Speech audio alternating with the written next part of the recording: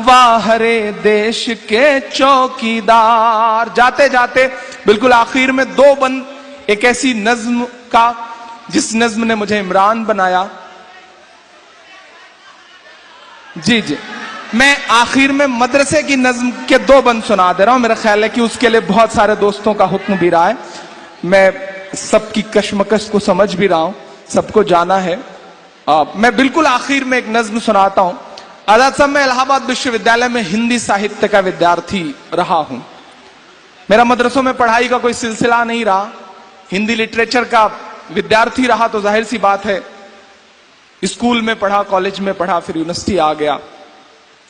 लेकिन पिछले 20 साल में इस देश की मीडिया ने एक प्रोपेगेंडा खड़ा किया।